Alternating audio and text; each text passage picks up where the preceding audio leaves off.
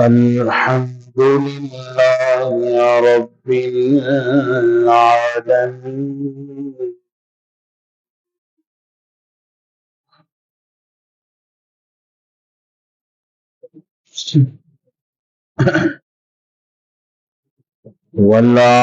والعاقبة للمتقين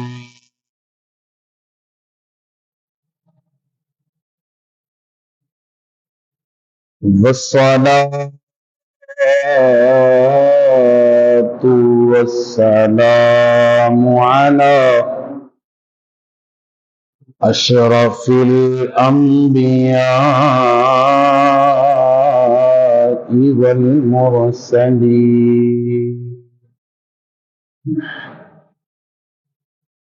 أما بعد فأعوذ بالله من الشيطان الرجيم بسم الله الرحمن الرحيم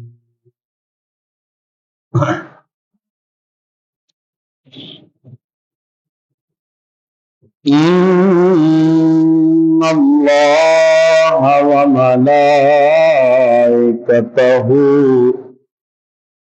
يصلون على النبي يا أيها الذين آمنوا صلوا عليه وسلموا تسليما بابا جی بلند پڑھیے الصلاة والسلام علیک یا رسول اللہ الصلاة والسلام علیک یا حبیب اللہ الصلاة والسلام علیک یا نور اللہ وعلى آلك وأصحابك سيدي يا محمد رسول الله صلى الله عليه وسلم حضرت چلے معراج کو بلغ العلا بکمالہ اندھیرا تھا اجلا ہوا کشف الدجا بجمالہ خلق عظیم کا وہ پیکر بنا حسنت جمیع خصالہ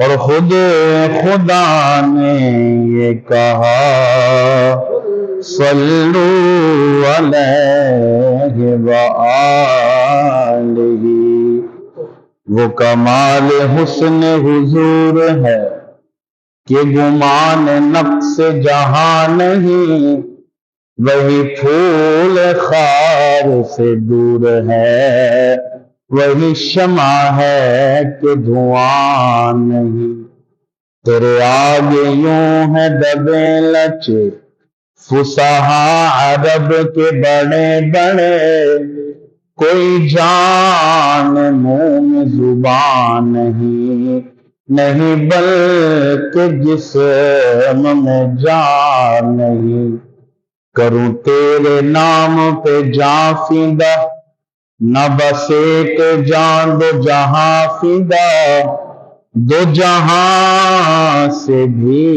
نہیں جی برا کروں کیا کروں جہاں نہیں کروں مدح اہل دول رضا پڑھ اس بلا میں میری بلا میں گدا ہوں اپنے کریم کا میرا دین پارے نام نہیں. یہ آواز گھٹ کرو. لو مدینے کی تجلی سے لگائے ہوئے ہیں.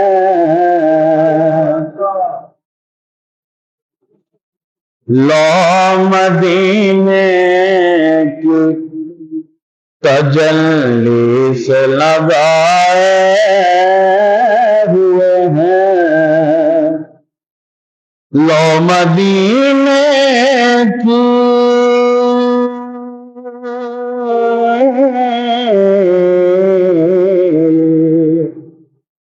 لو مدینے کی تجلی سے لگائے ہوئے ہیں. دل کو ہم لائے انوار بنائے ہوئے ہیں. دل کو ہم لائے انوار بنائے. کشتیاں اپنی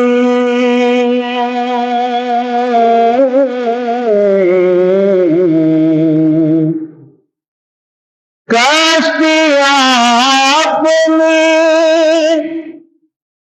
کنارے سے لگائے ہوئے ہیں. وہ کیا ڈوبے جو محمد کے ترائے ہوئے ہیں. وہ کیا ڈوبے جو محمد کے ترائے.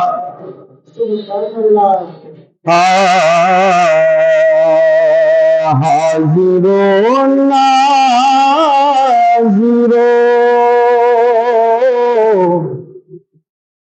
حاضر و ناظر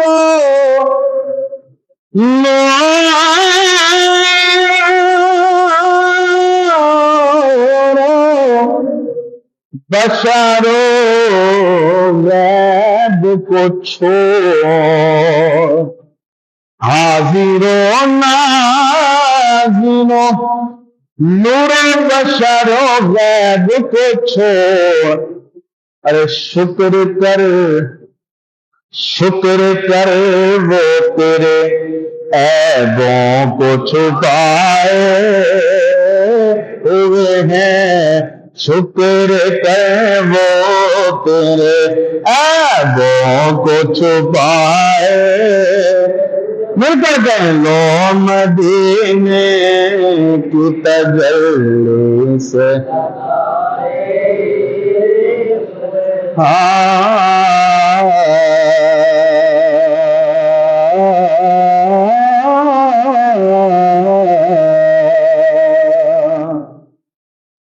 شرم سیاہ سے نہیں سامنے جاتا. شرم سیاہ سے نہیں سامنے جایا جاتا. یہ بھی کیا کم ہے تیرے شہر میں آئے. شرم سیاہ سے نہیں سامنے جایا جاتا. آقا یہ بھی کیا کم ہے تیرے شہر میں آئے ہوئے ہیں. لو مدینے کی تجلی سے لگا اور قبر کی نیند سے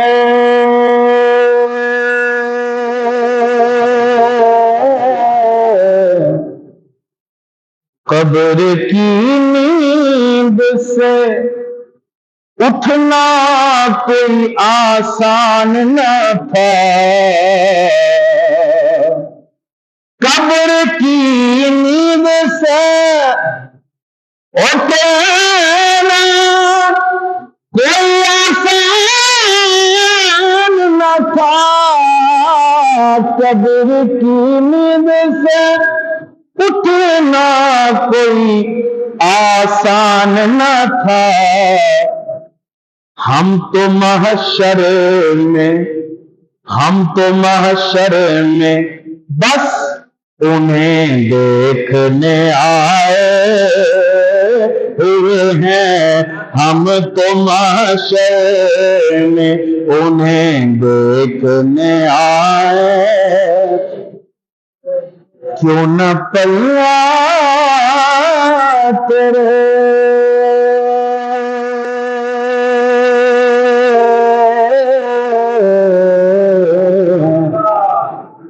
کیوں نہ پلوا تیرے اعمال کا بھاری ہو نصیب، اب تو میزان پہ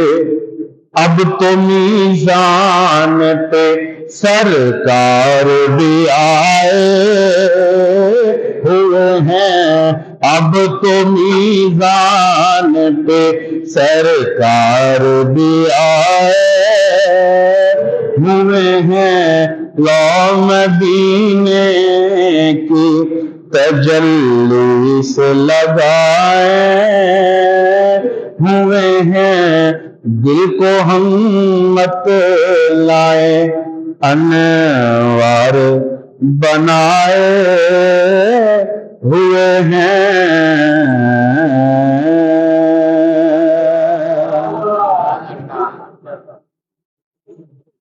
اللہ پاک کی بے پایاں حمد و صلات سرور کائنات فخر موجودات امام الانبیاء سید انس و جاں والی کون و مکان شافع یوم جزا حضرت محمد مصطفیٰ احمد مجتبیٰ سب کہیے صلی اللہ علیہ وسلم کی پاک بارگاہ میں بے حد درود و سلام کے بعد نہایت ہی لائق سب اعزاز و تکریم نمازی بھائیو، السلام علیکم ورحمۃ اللہ وبرکاتہ۔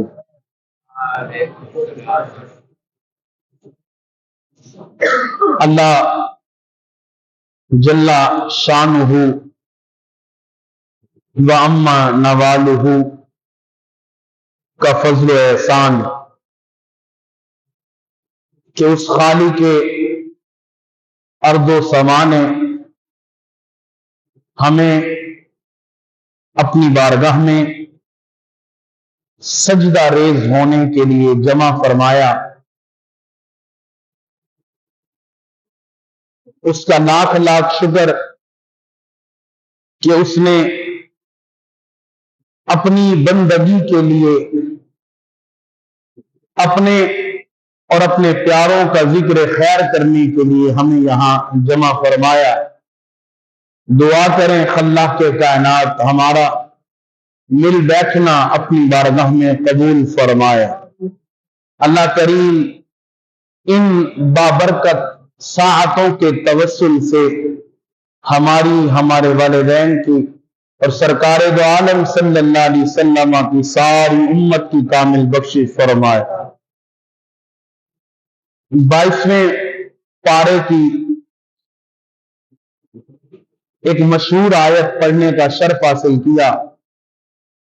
دعا فرمائے خلاق کے کائنات اس آیت کے تحت مجھے حق اور سچ بیان کرنے کی توفیق عطا فرمائے، سن سمجھ کر ہم تمام کو عمل کرنے کی توفیق عطا فرمائے۔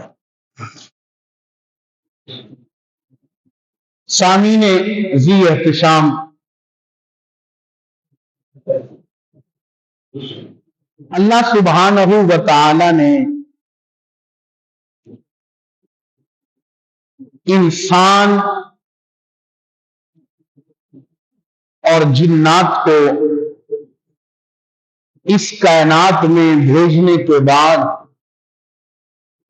کچھ امور، کچھ کام ان کے ذمے لگائے کہ تم نے عبادت کرنی ہے، تم نے زکات دینی ہے، تم نے روزہ رکھنا ہے، تم نے فلاں نیک کام کرنا ہے، فلاں نیک کام کرنا ہے۔ یہ ہماری ڈیوٹیوں میں شامل ہے، ہمارے مقصد تخلیق میں شامل ہے، ہمارے مقصد حیات میں شامل ہے کہ ہم نے خالق کے کائنات کو سجدہ کرنا ہے، ہم نے اس کی بارگاہ میں قیام کرنا ہے، ہم نے اس کی بارگاہ میں رکوع کرنا ہے، ہم نے اس کی بارگاہ میں دو زانو ہو کر اس کے قصیدے پڑھنے ہیں، ہم نے الغرض کہ ہر لمحہ اور ہر لحظہ اس کی عبادت کرنی ہے، اس کی فرما برداری کرنی ہے۔ یہ ہمارے ذمے میں کام ہے، اور جو کام اللہ نے میرے اور آپ کے ذمے لگائے وہ کام اللہ نہیں کرتا۔ اللہ ان تمام کاموں سے پاک ہے۔ نماز میں نے پڑھنی ہے، نماز آپ نے پڑھنی ہے، رب نماز نہیں پڑھتا۔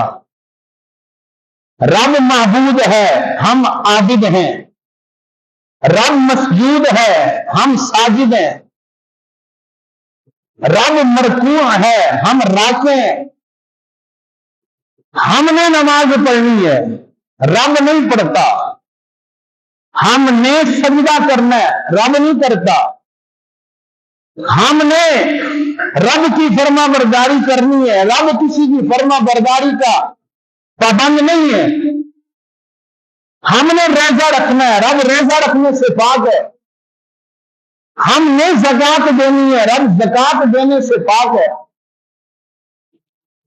جو کام میرے اور آپ کے ذمے میں ہے وہ ہم نہیں کرنے ہیں، رب نہیں کرتا۔ اسی طرح اللہ نے کچھ کام اپنے ذمے لیے ہیں۔ اللہ کا کام ہے اپنی مخلوق کو روزی دینا، اپنی مخلوق کو، اپنے بندوں کو رزق دینا۔ اللہ کا کام ہے اپنے بندوں کو دنیاوی سہولیات فراہم کرنا۔ اللہ کا کام ہے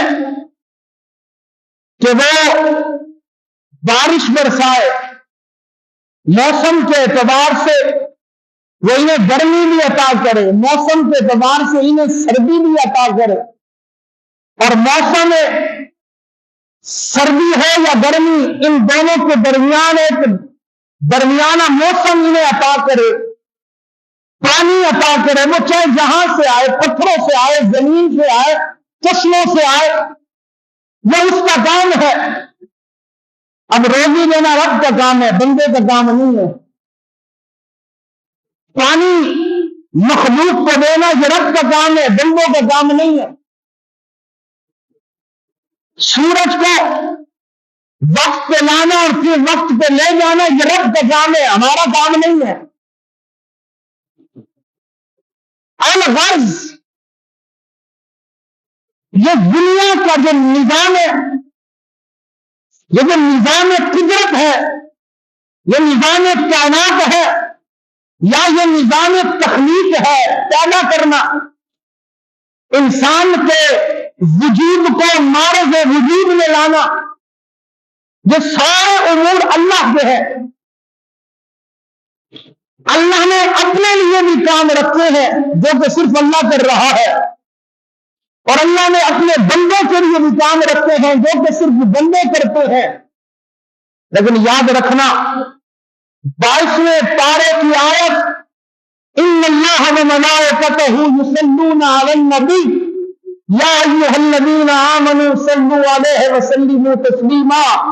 हमें ये बता रही है लोगों, अल्लाह के अपने काम है वो अल्लाह कर रहा है, तुम्हारे अपने काम है वो तुम कर रहे हो, लेकिन दुनिया के अंदर एक ऐसा काम है कि जिसमें रब और उसके बंदे शरीक है। जो रब भी कर रहा है वो बंदे भी कर रहे हैं, जो रब भी फरमा रहा है वो बंदे भी फरमा रहे हैं, और वो दुनिया का वाहिद काम है। ऐ मेरे बंदो, मैं भी अपने महबूब पर दुरूद पढ़ता हूं, तुम भी मेरे महबूब पर दुरूद पढ़ो। इन्नल्लाह व मलाइकतहु युसल्लूना अलन नबी। याद रखना, रब के कामों के अंदर शराकत ये शिर्क है। रब के कामों में शराकत ये शिर्क है। ये हमारा ईमान है कि अल्लाह ही पैदा करने वाला, कोई पैदा नहीं। अगर हम इसको मान लें कि नहीं, रब के अलावा कोई और भी तखलीक कर रहा है, तो ये कुफ्र है।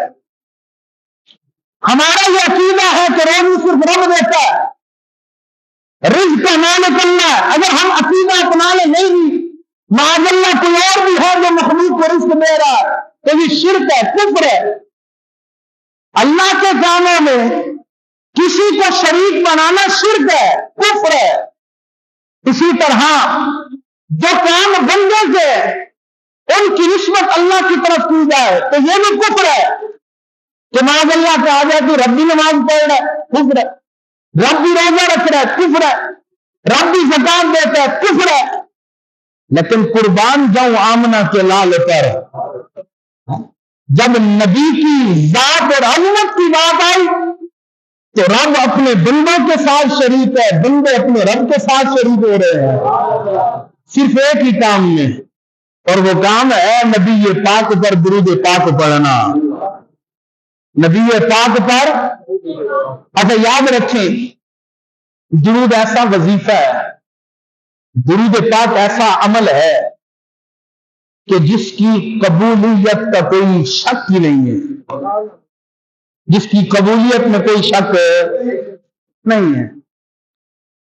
हम नमाज पढ़ रहे हैं, कबूलियत में शक है ना जी, पता नहीं नमाज कबूल हो रही है या नहीं हो रही। हमने रब को सजदा सही किया या नहीं किया, हमने फराइज वाजिबात का लिहाज रखा या नहीं रखा। नमाज पढ़ते हैं कबूलियत में शक है, रोजा रखते हैं कबूलियत में शक है, हज करते हैं कबूलियत में शक है, ज़कात देते हैं कबूलियत में शक है, कोई नेक काम कर ले कबूलियत में शक है। मगर दुरूद पाक ऐसा अमल वजीफा है, इधर आपने सिर्फ सोचा, अल्फाज में वो दुरूद पढ़ोया या नहीं पढ़ोया, अल्फाज के हार में क्या नहीं पढ़ोया, आपने सोच लिया। आप घर से निकले वुज़ू करके, कभी मैं मस्जिद में जाकर 10 मिनट गया, अपने सोने नबी मजपाल नबी की जाते वाला शान पर दुरूद पढ़ूंगा।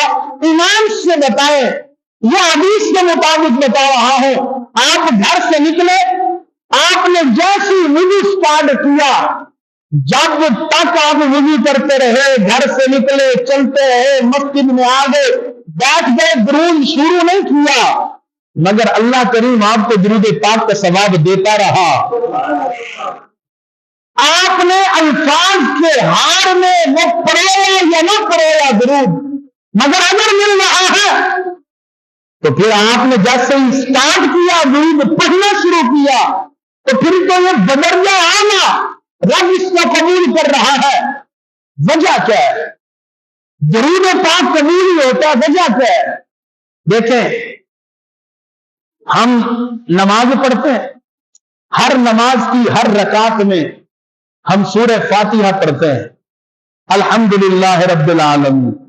तमाम तारीफें अल्लाह के लिए जो जहानों को तमाम जहानों का पालने वाला है, बड़ा मेहरबान है, निहायत रहम फरमाने वाला है, कयामत के दिन का बादशाह है। इय्याका नअबुदु, हम तेरी इबादत करते हैं। क्या करते हैं?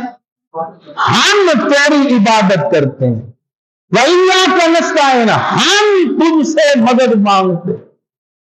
اچھا جتنے بھی امور ہیں، جتنے بھی عبادات ہیں، جتنے بھی کام ہیں، ان سب کاموں میں ہم اور تم آتا ہے، ہم اور تم آتا ہے، میں آتا ہے، ہم آتا ہے۔ لیکن جب ہم درود پڑھتے ہیں تو کیا کہتے ہیں؟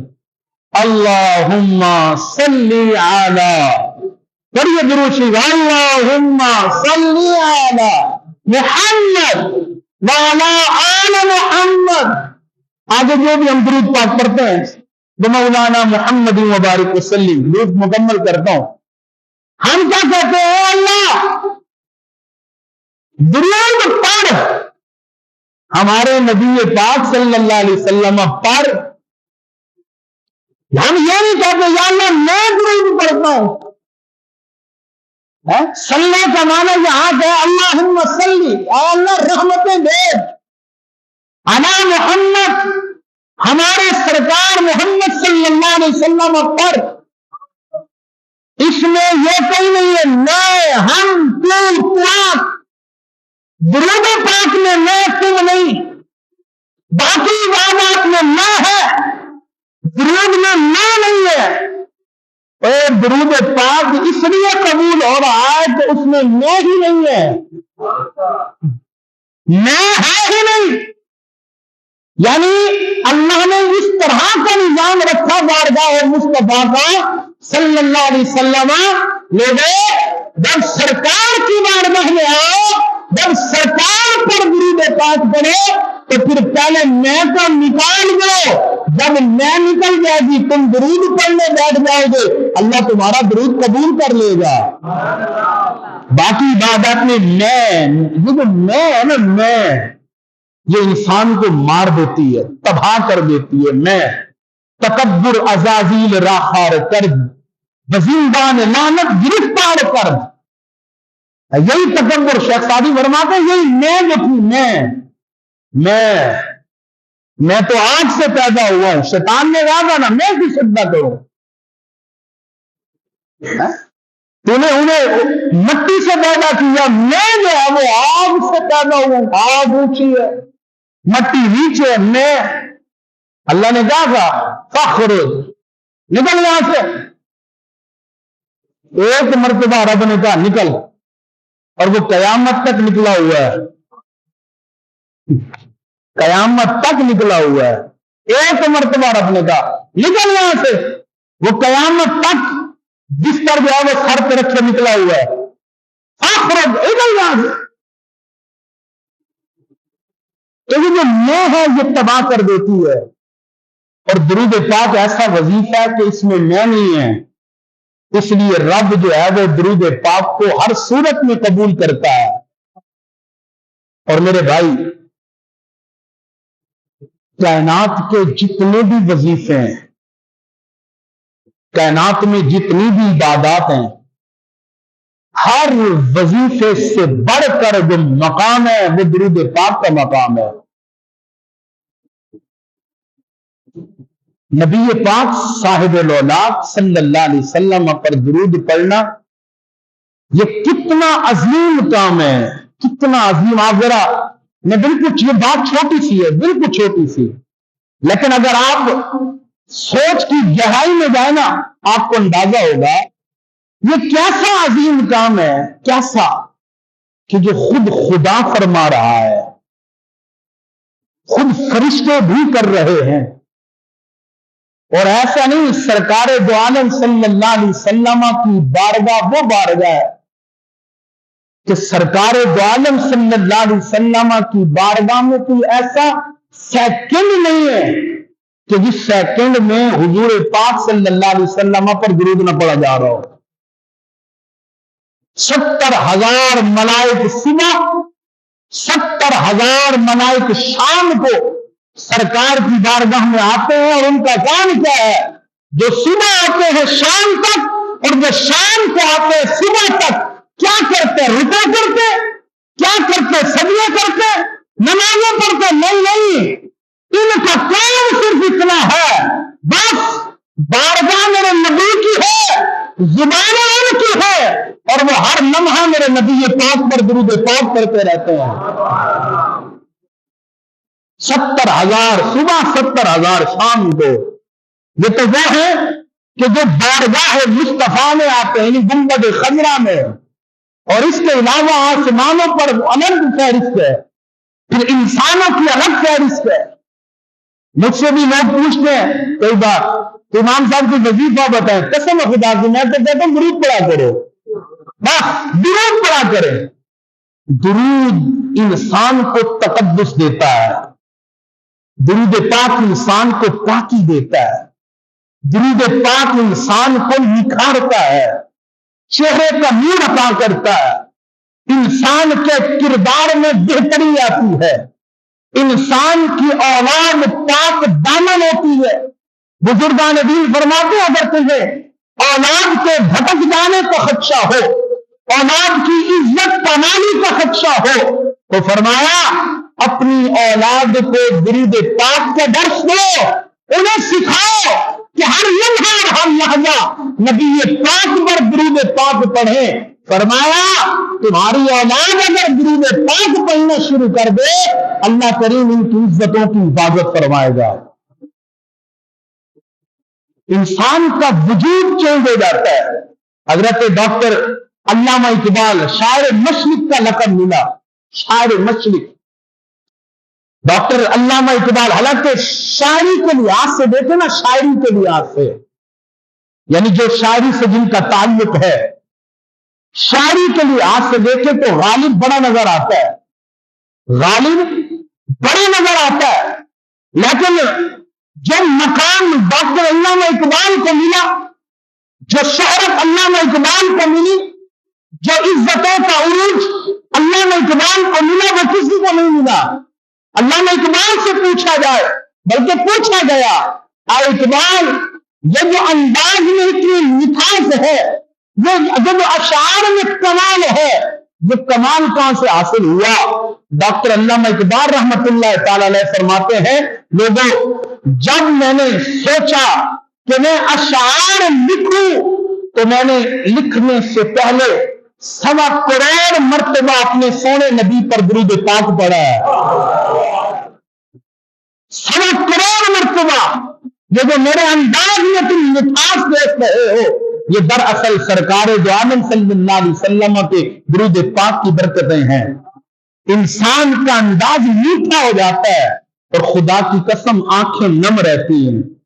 درود پاک پڑھنے والے کی آنکھیں نم رہتی ہیں۔ بندہ تو ہے میں درود پڑھتا ہوں اور طبیعت سے جو ہے نا وہ غصہ پن نہ ختم ہو، تو پھر جو ہے نا وہ بات کچھ اور ہے۔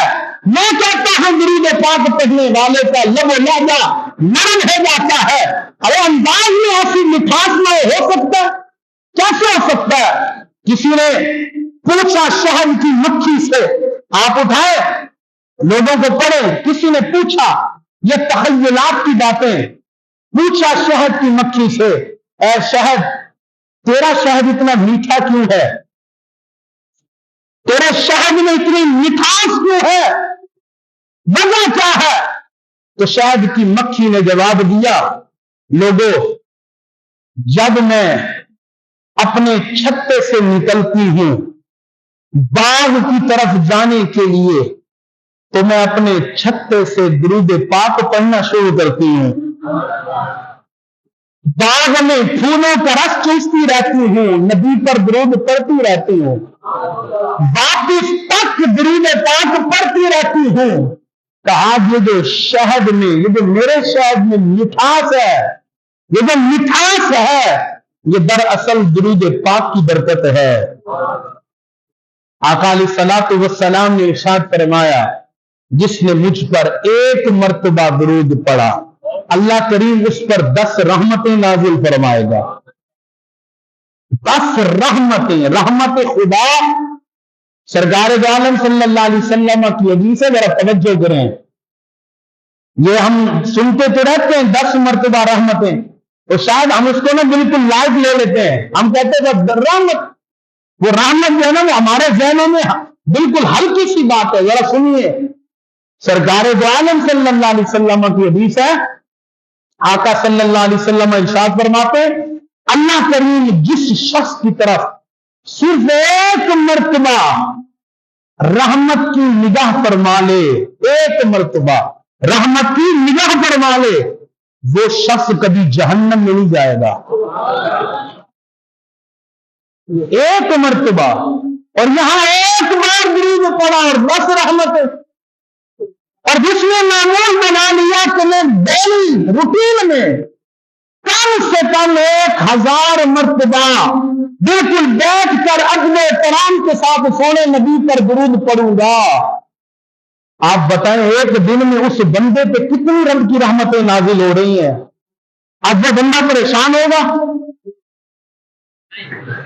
ایمان سے بتائیں، آپ کا ایمان کیا کہتا ہے؟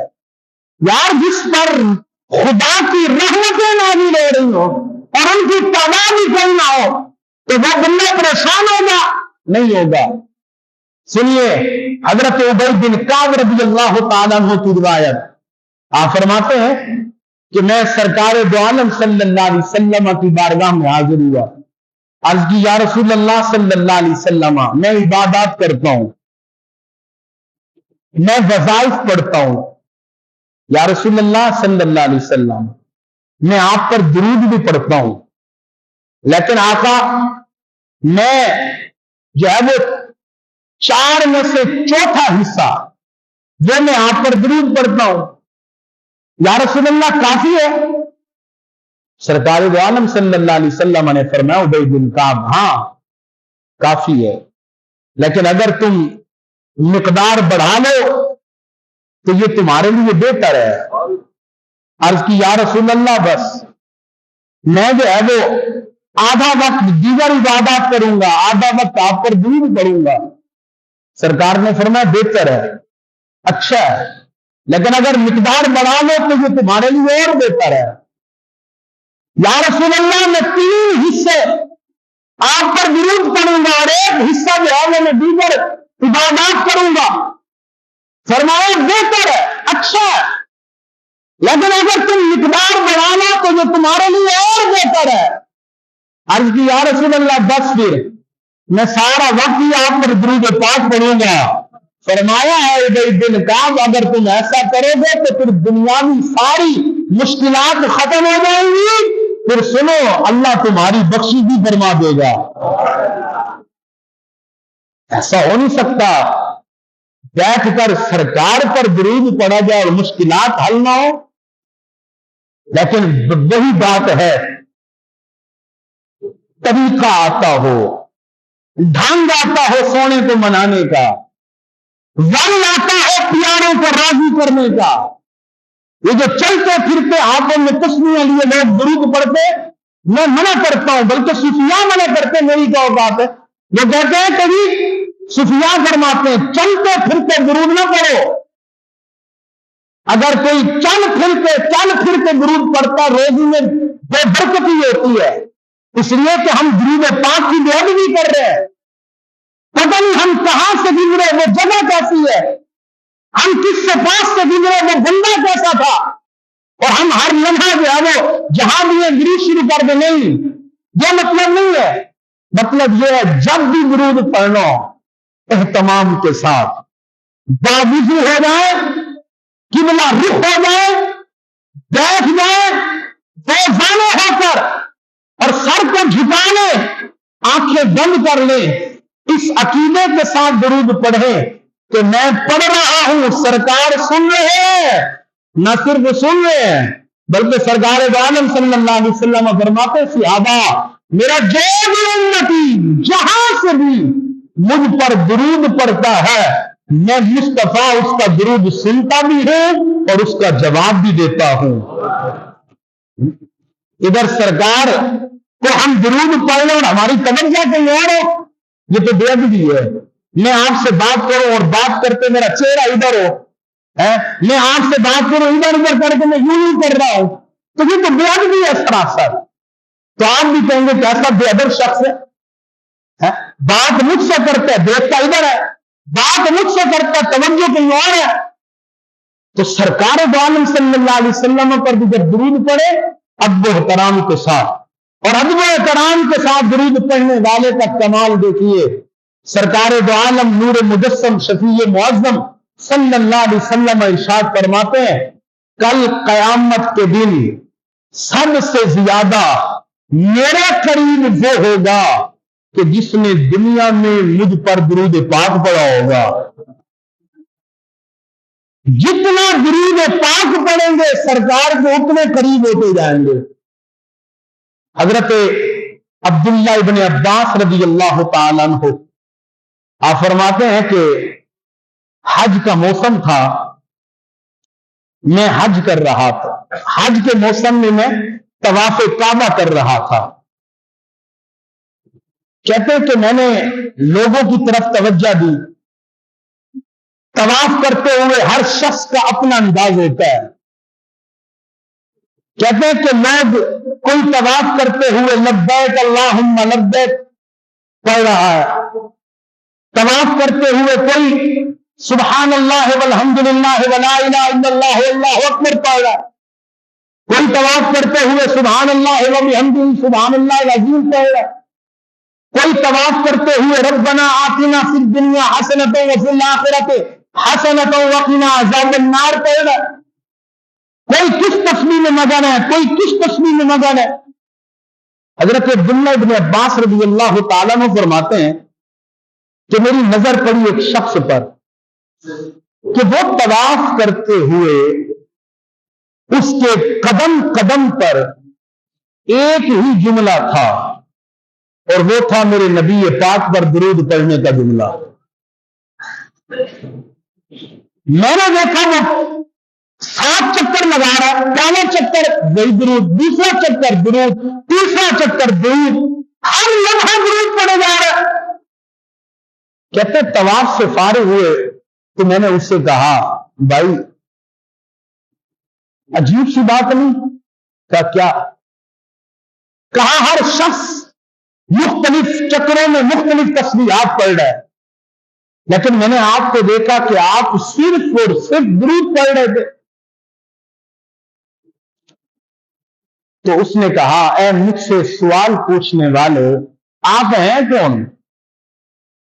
तो हजरत अब्दुल्ला इब्न अब्बास आप फरमाते हैं कि मैंने अपना तारुफ पेश किया कि मैं अब्दुल्ला इब्न अब्बास हूं, सरकारे दो आलम सल्लल्लाहु अलैहि वसल्लम का चच्चाजाद भाई हूं। तो उस शख्स ने कहा कि आप बड़े मर्तबे वाले हैं, बड़ी शख्सियत है, आपकी शख्सियत की वजह से मैं आपको ये राज बता रहा हूं, अगर कोई और होता तो मैं न बताता। हजरत अब्दुल्ला इब्न अब्बास ने पूछा, हां बताओ क्या राज है, हर कदम पे दुरूद, राज क्या है? उसने कहा, जी बात यह है कि मैं हज करने आ रहा था अपने वालिद के साथ, हम हज के सफर में थे। सफर करते करते हम जंगलात से गुजरे, मेरे वालिद की तबीयत नासाज हुई, तबीयत खराब हुई। वो तबीयत की खराबी मेरे वालिद की जानलेवा साबित हुई, मेरे वालिद का इंतकाल हो गया। वो शख्स कहता है कि मैंने अपने वालिद की मौत के बाद वालिद को देखा कि मेरे वालिद का जिस्म वो फूल रहा है और मेरे वालिद का जो चेहरा था वो चमकदार था, चेहरा रोशन था। लेकिन मैंने अजीब मंजर देखा कि मेरे वालिद के इंतकाल के बाद मेरे वालिद का चेहरा तब्दील हो गया, स्याही छा गई। ये रंगत की तब्दीली, ये जिस्म की तब्दीली। अब मैं लोगों बुलाऊं तो किसको बुलाऊं? जो मेरे वालिद का ऐब जाहिर होता है। मैं बुलाऊं जनाजे के लिए किसको बुलाऊं? गुस्ल के लिए किसको बुलाऊं? कहीं मेरे वालिद के बारे में लोग बुरी बातें ना करें। वो शख्स कहता है, हजरत जी मैंने अपने वालिद के चेहरे पे कपड़ा डाल दिया कि कहीं कोई आकर देख न ले। वो कहता है कि मैंने अपने वालिद के ऊपर कपड़ा डाला और मैं बैठ गया। इसी परेशानी के आलम में होगा क्या? کروں کیا؟ اکیلا دفنانے سے رہا، جنازہ پڑھنے سے رہا، کیا کروں؟ لوگوں کو بلانے سے رہا۔ کہتے ہیں کہ میں پریشانی میں ہی بیٹھا تھا کہ میں دیکھتا ہوں کہ اچانک ایک بزرگ تشریف لاتے ہیں، لباس سفید ہے، سفید امامہ ہے، اور چہرہ ایسا نور کہ ایسا چہرہ میں نے کبھی نہیں دیکھا۔ حضرت جی وہ بزرگ تشریف لائے، ہر طرف ہواؤں میں خوشبو تھی، ایسی خوشبو کہ آج تک وہ خوشبو نہ سنگی تھی۔ ایسا نرم و نازک جسم، پھول، گلاب کا پھول کیسا ہوگا، اس سے بھی خوبصورت وہ بزرگ، تشبیہ بیان ہو نہیں سکتی۔ کہتے ہیں وہ تشریف لائے، انہوں نے میرے والد کے چہرے کو دیکھا اور مجھے دیکھا، تو مجھ سے کہا نوجوان کیوں پریشان ہو؟ کہا جی میرے والد کا چہرہ چینج ہو گیا ہے، رنگت تبدیل ہو گئی، جسم تبدیل ہو گیا، شرم کی وجہ سے لوگوں کو نہیں بلا سکتا، کیا کروں، پریشان ہو۔ انہوں نے اپنا مبارک ہاتھ پھیرا اور کہا کپڑا اٹھاؤ دیکھو کیا کنڈیشن ہے۔ میں نے دیکھا تو جو چہرہ سیاہ ہو چکا تھا وہ چہرہ پہلے سے بھی زیادہ روشن ہو گیا، جسم اپنی حالت پہ لوٹ آیا۔ کہتے مجھے سکون ملا۔ میں نے کہا جی اتنی کرم نوازی فرمانے والے بزرگوں آپ ہیں کون؟ کہا تم جس نبی کا کلمہ پڑھتے ہو وہی سونا نبی میں ہی ہوں۔ حضرت سفیان ثوری اس بات کو لکھتے ہیں کہ وہ نوجوان روتے ہوئے حضرت عبداللہ ابن عباس کو بتا رہا ہے کہ وہ سونی رنگت والے، وہ خوشبو، اعلیٰ خوشبو والے، وہ نرم و نازک جسم والے، وہ اعلیٰ لباس والے، فرماتے نوجوان جس کا تم کلمہ پڑھتے ہو میں وہی سونا نبی ہوں۔ میں نے کہا یا رسول اللہ صلی اللہ علیہ وسلم میرا والد کا یہ حال کیوں ہوا اور پھر اتنی کرم نوازی وہ کیسے؟ تو سرکار نے فرمایا یہ تمہارا والد مختلف گناہوں کی وجہ سے اس کی یہ کنڈیشن ہوئی، اس کی یہ حالت گناہوں کی پکڑ ہو گئی۔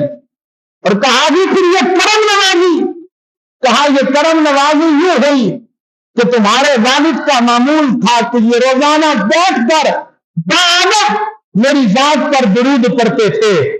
آج تمہارے والد کا درود میرے پاس نہیں آیا، تمہارے والد جو روزانہ تحفہ بھیجتے تھے وہ تحفہ میرے پاس نہیں آیا، تو میں نے فرشتوں سے پوچھا فلاں کا تحفہ نہیں آیا، کہا جی اس صاحب کا انتقال ہو چکا ہے، اور غم کی بات یہ ہے کہ اس کی رنگت تبدیل ہو چکی ہے۔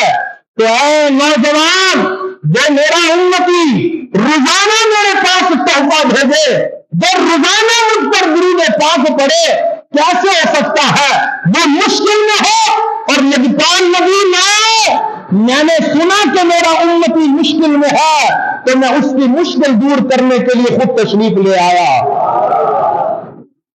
اور وہ نوجوان کہتا ہے کہ اے عبداللہ جب سرکار دو عالم صلی اللہ علیہ وسلم تشریف لے کے جانے لگے، میں نے عرض کی یا رسول اللہ صلی اللہ علیہ وسلم جانے سے پہلے کوئی نصیحت کرتے جائیں تاکہ میں اس نصیحت پہ عمل کروں، عمل کرتا رہوں، اور اسی عمل کی بدولت میری آخرت بھی سنور جائے، میری قبر بھی سنور جائے، اللہ جنت بھی عطا کرے اور جنت میں آپ کی غلامی نصیب ہو۔ حضرت سفیان ثوری لکھتے ہیں کہ سرکار دو عالم صلی اللہ علیہ وسلم نے ارشاد فرمایا ہے نوجوان تیری زبان ہر وقت مجھ پر درود پڑھنے سے تر رہے، ہر وقت مجھ پر درود پڑھو۔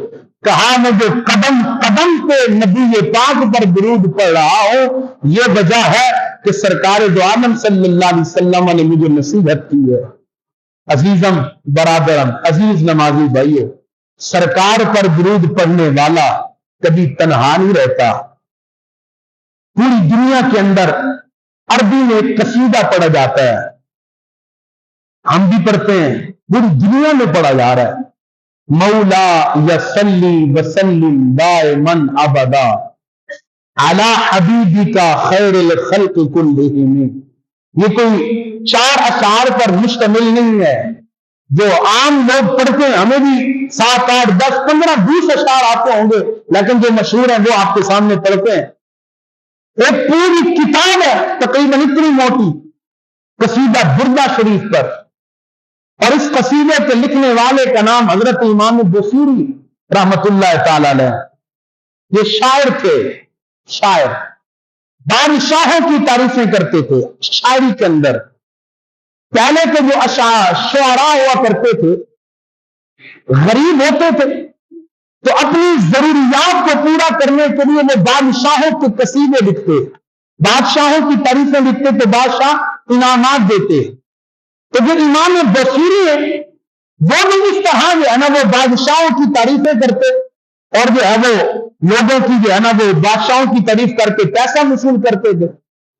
اعلیٰ حضرت عظیم البرکت امام شاہ احمد رضا خان فاضل بریلی رحمت الرحمان، آپ بھی عظیم پائے کے شاعر ہیں، بریلی کے رہنے والا یہ خان نبی کا بہت بڑا عاشق، آپ کی شاعری کا بھی صرف ہندوستان میں نہیں بلکہ پوری دنیا میں بنتا تھا، اس لیے کہ صرف آپ نے جو ہے نا وہ ہندی یا اردو کے اندر جو ہے نا آپ نے کلام نہیں لکھے، بلکہ اعلیٰ حضرت عظیم البرکت کے کلام تقریباً ہر زبان میں موجود ہے جو اس وقت زبانیں ہوا کرتی تھی۔ اعلیٰ حضرت کا ایک کلام لم یاتی نظیر کفی نظر مثلے نصب پیدا جانا، یہ تقریباً 6 سے 7 زبانوں پر مشتمل ہے، صرف ایک کلام۔ اس کے اندر عربی بھی ہے، فارسی بھی ہے، اور گجراتی بھی ہے، اردو ہندی بھی ہے، کئی زبانیں اس میں شامل ہیں۔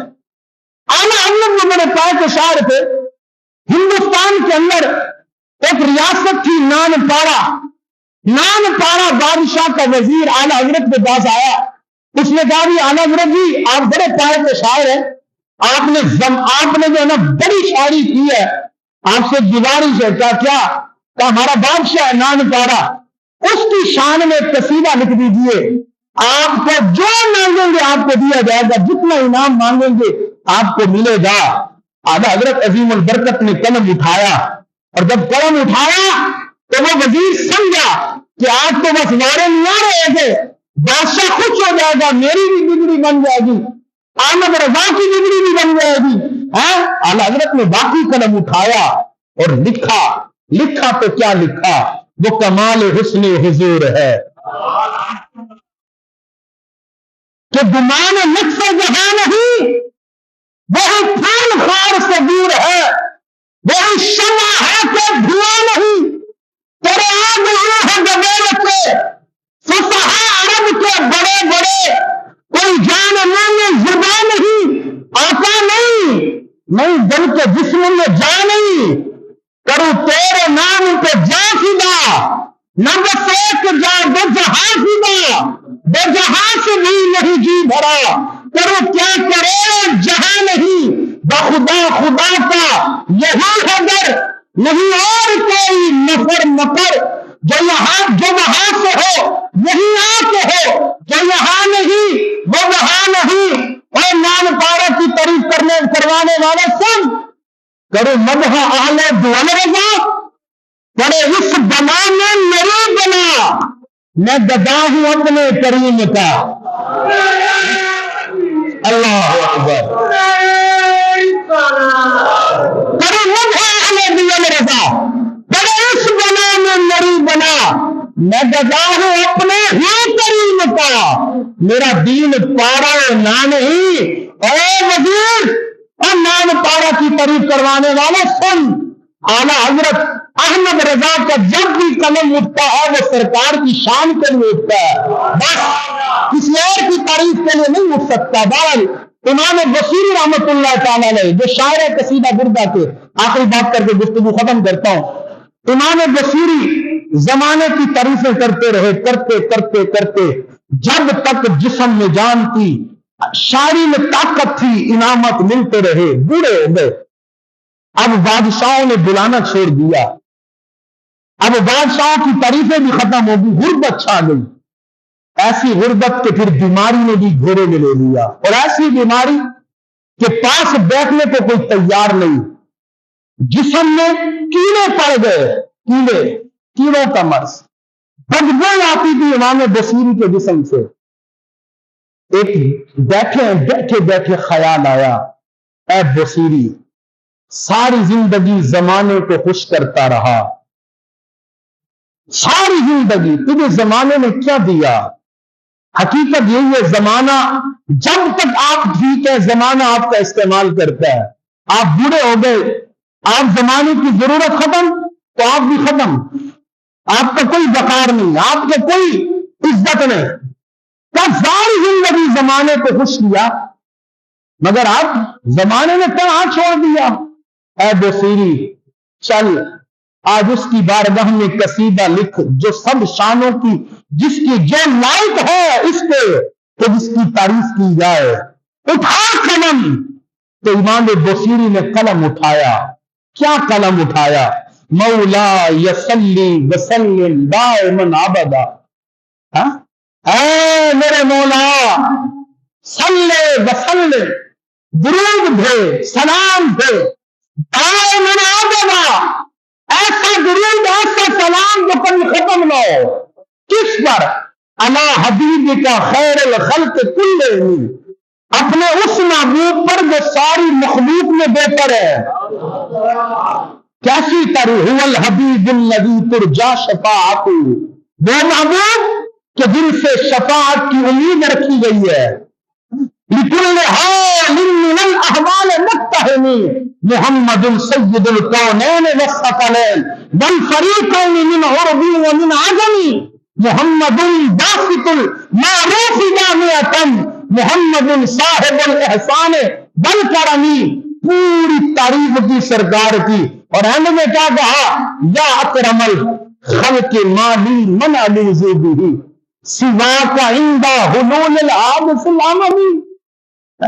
اے مصطفیٰ کرم، تجھے تیرے محبوب کا واسطہ، یا اکرم الخلق مالی من الوذ بہ سواک، اے مولا تیرے علاوہ کون دکھیوں کے دکھ کم کرتا ہے، تیرے علاوہ کون تکلیفوں کو دور کرتا ہے؟ تجھے تیرے سونے نبی کا واسطہ، تجھے تیرے پیارے محبوب کا واسطہ۔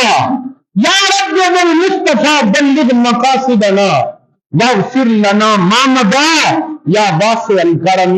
اے مصطفیٰ کے رب، یہ نہیں کہا میرے رب، آپ بزرگان دین کا طرز کو دیکھیے، یہاں عجیب اب یہ بے ادبی چھائی گئی ہے، یہ لوگوں کے بڑے صغیر میں، خاص کر لوگوں کے ذہن میں سرکار والا شان کی شان میں جو ہے نا وہ شک و شبہات لوگوں کے دلوں میں ڈالے گئے کہ سرکار کو نہیں ڈائریکٹ رب سے مانگو۔ اور یہ آج سن کے امام بصیری سے، یہ تو 14ویں صدی کا مولوی نہیں ہے، امام بصیری یار قصیدہ بردہ شریف کے ایک لمبی داستان ہے، اتنا پرانا بزرگ، وہ کیا کہتے ہیں؟ یہ نہیں کہا اے میرے رب، یہ نہیں کہا، کیا کہا؟ یا رب بالمصطفیٰ، اے سونے محبوب کے رب۔ کہتا تھا کہ جب نبی کو وسیلہ بنا کے پیش کروں گا رب ضرور قبول کرے گا۔ بلغ مقاصدنا، میرے مقاصد کو پورا فرما، واغفر لنا ما مضی یا واسع الکرم، جو میں گناہ کر چکا، اے وسعت والے، اے وسیع کرم والے، تو معافی عطا فرما۔ اب سنیے، یہ قصیدہ لکھا امام بصیری نے سرکار کی شان میں، بیماری کی حالت ہے، یہ قصیدہ لکھتے لکھتے لکھتے اتنا بڑا قصیدہ لکھا امام بصیری نے، اور آنکھ لگی، یہاں سر کی آنکھیں بند ہوئی، دل کی آنکھیں کھل گئی۔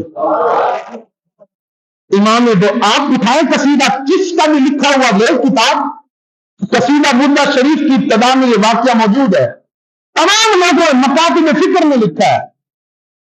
دل کی آنکھیں کھلی، منظر کیا ہے؟ سرکار کی محفل لگی ہے، سرکار کے اصحاب اس طرف بیٹھے ہوئے ہیں، سرکار صحابہ کے جھرمٹ میں تشریف فرما ہے. ایک سمت عمر، ایک سمت علی، دو بکر ادھر، عثمان ادھر. ایک سمت عمر، ایک سمت علی، دو بکر ادھر، عثمان ادھر.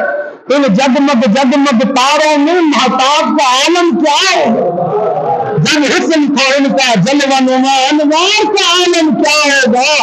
ہر کوئی فدا ہے دل دیکھے، ہر کوئی فدا ہے دل دیکھے. یارو تو دیدار کا عالم کیا ہوگا؟ قدمان جبی کو رہنے دے، چہرے کا تصور مشکل ہے. جب ایڑی چاند سے بڑھ کر ہے تو رخسار کا عالم کیا ہوگا؟ سرکار تشریف فرمائے. امام بصیری کہتے ہیں میں چھپ کے سرکار کو دیکھ رہا تھا. سرکار نے کہا بصیری ادھر آئے. میں حاضر ہوا، سلام عرض کیا. بصیری جو میری شان میں قصیدہ لکھا ہے وہ سناؤ. امام بصیری رحمت اللہ علیہ کھڑے ہوئے اور سارا قصیدہ حضور کی بارگاہ میں سنایا. سرکار نے چادر پہنی ہوئی تھی، چادر. سرکار نے چادر اتاری اور امام بصیری کے جسم پہ ڈالی. یہ خواب کی بات کر رہا ہوں، خواب کی. یہاں تک خواب کی بات سنائی ہے. امام بصیری کہتے ہیں جب میں نیند سے اٹھا، یہ منبر رسول پہ میں بیٹھا ہوں، آپ ہر کتاب اٹھائیں. امام بصیری فرماتے ہیں خدا کی قسم جب میں نیند سے اٹھا تو میرے جسم پر وہ سرکار کی چادر موجود تھی. اور یارو میں تو بیمار سویا تھا، اللہ نے مجھے شفا عطا فرما دی. میں تندرست ہو گیا، میں ٹھیک ہو گیا. تہجد کے وقت اٹھا امام بصیری، چادر اوڑھی ہوئی ہے، گھر سے باہر نکلے، جا رہے ہیں مسجد کی طرف. ایک اور بزرگ ہے، کہا بصیری کہاں جی؟ کہا یار وہ قصیدہ تو سناؤ جو قصیدہ حضور کی شان میں لکھا ہے. یہ منظر بھی عجیب ہے یار. سبحان اللہ سبحان اللہ. کہا وہ قصیدہ تو سناؤ جو حضور کی شان میں لکھا ہے. تب کون سا قصیدہ؟ میں نے کون سا قصیدہ لکھا ہے؟ کیونکہ امام بصیری کا خیال یہ تھا لکھا میں نے، سنایا صرف سرکار پہ ہے. یا میں جانتا ہوں یا سرکار جانتے ہیں یا سرکار کی مجلس میں بیٹھے اصحاب جانتے. کسی کیسے پتا ہوگا یا کون سا قصیدہ؟ کیا بتاتے ہو یا یہ بھی بتاؤں یہ چادر کہاں سے آئی ہے؟ بصیری جو کچھ تم خواب میں دیکھ رہے تھے میں وہ تہجد کے وقت جاگتے ہوئے دیکھ رہا تھا. درود پاک پڑھنے والوں کو سرکار کبھی تنہا نہیں چھوڑتے، اس لیے معمول بنا لیں. روزانہ جتنی تعداد معمول بنا لیں، الگ تھلگ ہو جائے، بیٹھ جائے، تسبیح نہ ہو، خلوص کے ساتھ باوضو ہو کر سرکار کی طرف توجہ کر کے 100 مرتبہ 200 300 1000 مرتبہ بیٹھ کر سونے نبی پر درود پڑھیں. خدا کی قسم دنیاوی کوئی مشکل باقی نہیں رہے گی. دنیا تو دنیا، اللہ آخرت بھی سنوار دے گا. اللہ کریم میری گفتگو کو اپنی بارگاہ میں قبول فرمائے.